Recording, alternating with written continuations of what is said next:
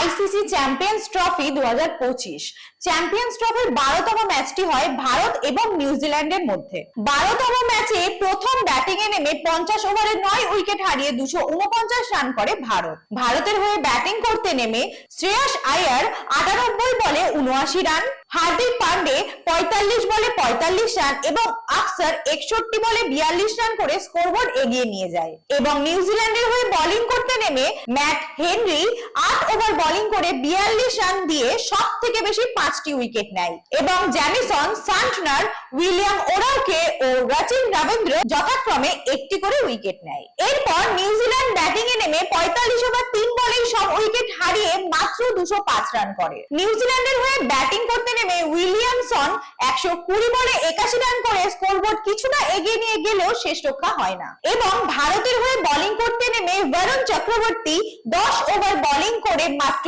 42 run দিয়ে সবথেকে বেশি 5টি উইকেট নেয়। কুলদীপ যাদব 2টি উইকেট নেয় এবং হার্দিক পান্ডে, অক্ষর প্যাটেল ও রবীন্দ্র জাদেজা যথাক্রমে 1টি করে উইকেট নেয়। চ্যাম্পিয়ন্স ট্রফির 12তম ম্যাচটি শেষ হওয়ার পর ভারত নিউজিল্যান্ডকে 44 রানের ব্যবধানে হারিয়ে জয়লাভ করে। 12তম ম্যাচে প্লেয়ার অফ দ্য ম্যাচ হয়েছে বরুণ চক্রবর্তী। দেখা যাক পরবর্তী ম্যাচগুলি দর্শকদের জন্য কতটা মনোরঞ্জনপূর্ণ হয়। দেখছেন এইচপিআর স্পোর্টস। নমস্কার।